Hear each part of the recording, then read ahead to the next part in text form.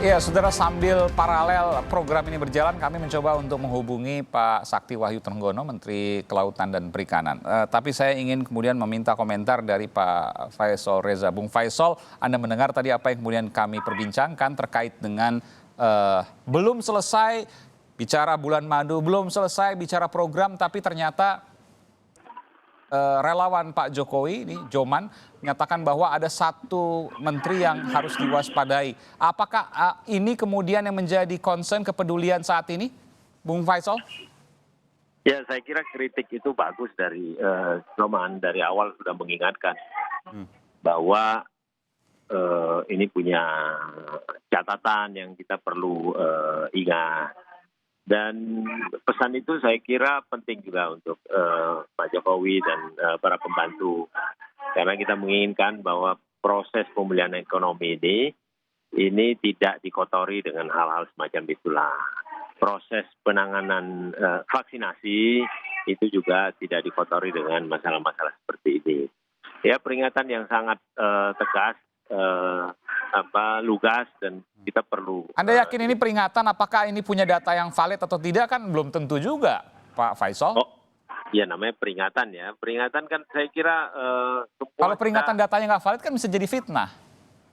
Ya, begini, kalau peringatan itu artinya kita diingatkan supaya ke depan harus lebih bisa dipertanggungjawabkan, bisa lebih transparan gitu. Nah, kalau soal apa yang disampaikan oleh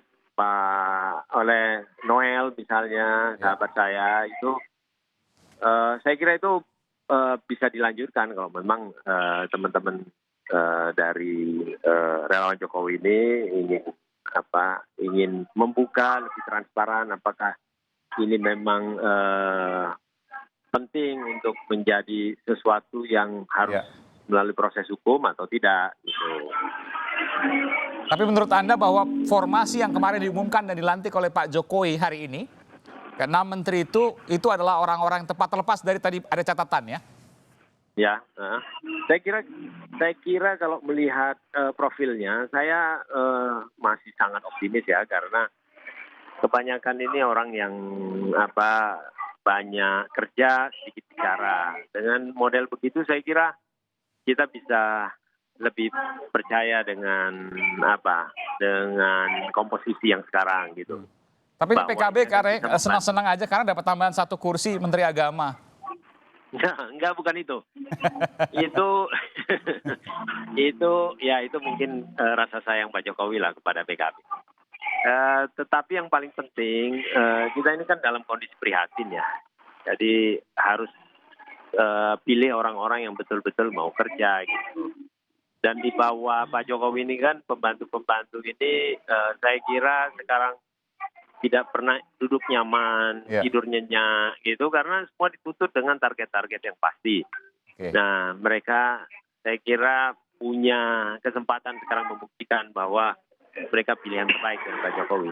Oke, saya ke Mbak Irma. Mbak Irma, ini ada yang banyak meme yang beredar. Pak Jokowi dengan Kiai Ma'ruf, ada Pak Prabowo dengan Bang Sandi. Ini akhirnya happy ending. Pilpres 2019 akhirnya happy ending di mana keduanya ya ketemu di kabinet. Jadi presiden dan wakil presiden dan kedua menteri. Komentar Anda? Ya, sebenarnya saya sebenarnya cukup menyesal juga ya. Cukup menyesal. Kenapa Mbak Irma? Ya, kenapa Pilpres kemarin demikian brutal gitu. Sampai harus memecah persatuan dan kesatuan bangsa. Ada cebong, ada kampret gitu ya. Yang sampai hari ini tuh nggak selesai-selesai, Aiman.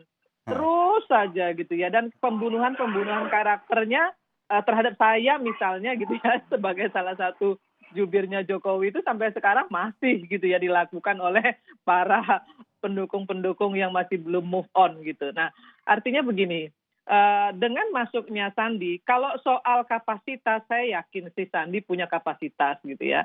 Tapi Sandi juga pernah menyampaikan kan kepada publik di Detikcom misalnya tidak akan pernah mau jadi menterinya Pak Jokowi. Tapi dengan masuknya Sandi ke kabinet, artinya saya menang 1-0. saya menang 1-0. Gini Aiman, saya Kenapa itu? menangnya gini, menangnya artinya semua keburukan-keburukan yang disampaikan Sandi ketika Pilpres itu hoax.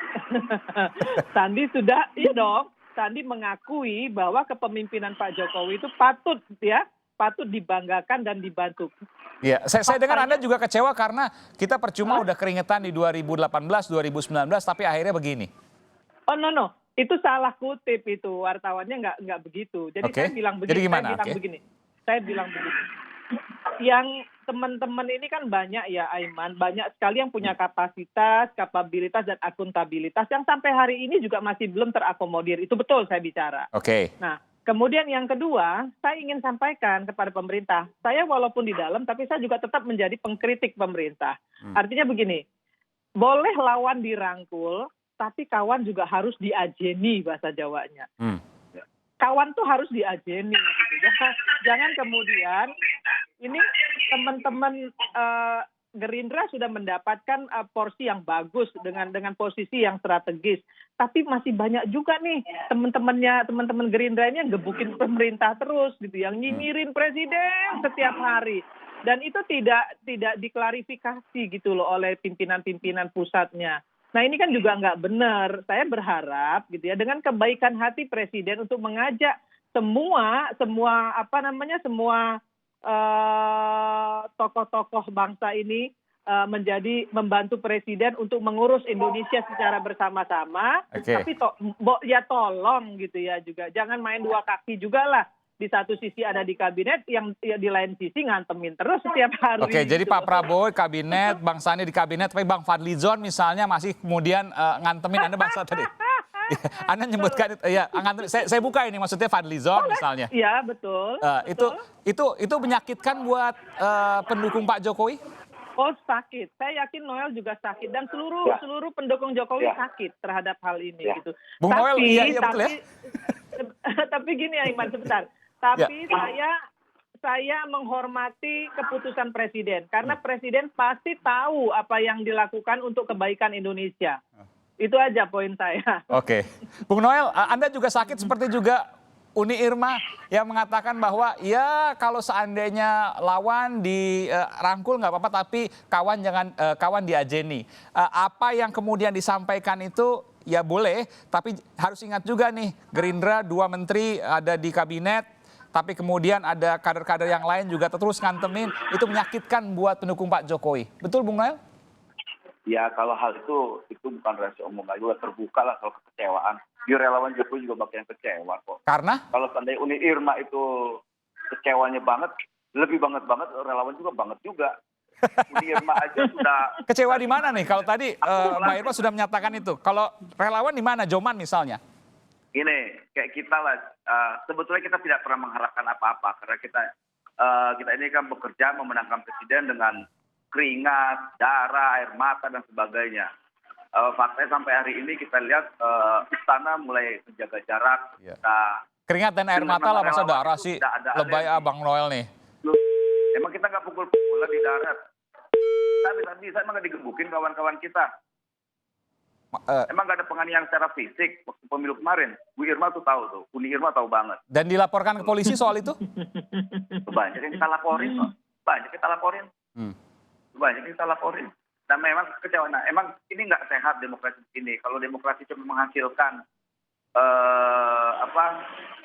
model begini tidak sehat. Gitu. Kita memang tidak mau narasi besar kebencian ini tetap mengalir di bangsa ini.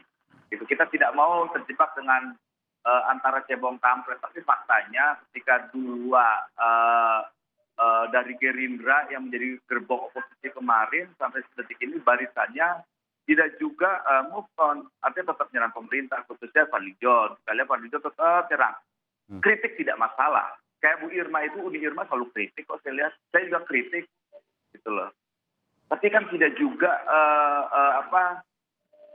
tapi konstruktif. Konstruktif gitu. Tidak juga tidak terlalu membabi buta. Selalu membangun narasi kebenciannya kan sampai detik ini Fadlizon nggak berhenti tuh, saya lihat belum pernah berhenti. Gitu. Saya nggak ngerti apa ada dendam apa dengan Pak Jokowi, padahal Fadlizon dengan ketua umumnya udah masuk, kemudian Sandiaga Uno masuk, seharusnya dia bisa coba reda lah. Oke, saya ke Bung Di Faisal. Republik ini tidak ada yang dilarang mengkritik. Iya, iya. Bung Faisal, Mbak Irma dari Partai Nasdem, ini dari versi partai, kemudian dari relawan juga ada Ketua Relawan Jokowi Mania Joman Bung Noel, ini kecewa karena ia menghormati apa yang kemudian diputuskan oleh Presiden, tapi ada kekecewaan terkait dengan yang tadi disampaikan. Bung Faisal? Ya, saya kira teman-teman berhak ya untuk kecewa, berhak juga. Seperti Kalau Bung yang Faisal sendiri gimana? Mbak Irma sampaikan, bahwa ya diajenilah kawan-kawan ini. Saya setuju itu. Karena rasanya sampai sekarang masih banyak pekerjaan-pekerjaan yang membutuhkan sumbangsi dari kita semua. Kalau seandainya demikian artinya kawan-kawan yang seperjuangan dulu apa merasa dilupakan atau memang kurang diajeni? Gimana Bung Faisal? Ya mudah-mudahan ini kan baru 1 tahun. Mudah-mudahan. Kalau mudah-mudahan berarti nggak benar dong apa yang saya sampaikan. Ya betul. Mudah-mudahan dalam tahun kedua dan tahun berikutnya itu semakin banyak teman-teman relawan dan semakin banyak para pejuang Pak Jokowi, Kiai Ma'ruf bergabung, entah posisinya di mana. Tunggu sebentar, kalau saya dengar artinya dari pihak pendukung Pak Jokowi nggak gitu senang dong ketika ada partai yang dulu berseberangan pada saat 2019 masuk ke dalam kabinet. Ini jangan-jangan yang belum move on dari pendukung Pak Jokowi ini gimana Bung Faisal? Saya akan tanyakan juga ke Bung Noel dan Mbak Irma. Enggak, saya kira begini ya, kalau keputusan untuk mengajak Pak Prabowo dan para pendukungnya untuk masuk ke dalam koalisi, saya kira itu keputusan politik yang kemudian partai-partai harus ikut dengan keputusan politik presiden itu. Nah, cuma saya menggarisbawahi tadi apa yang disampaikan oleh Mbak Irma maupun sahabat saya Noel, bahwa mereka tetap ingin dan kita juga bersama-sama juga ingin semua kekuatan yang pernah bersama dengan Pak Jokowi di 2018-19 untuk juga bisa masuk ke dalam kekuatan baru Pak Jokowi ini, tidak dilupakan, tidak ditinggalkan, tetapi harus masuk. Nah, saya berharap di tahun kedua dan seterusnya ini teman-teman bisa bergabung gitu. Oke, saya akan tanyakan nanti pertanyaan yang sama ke Mbak Irma dan juga Bung Noel. Selepas jeda, kami akan segera kembali saat lagi.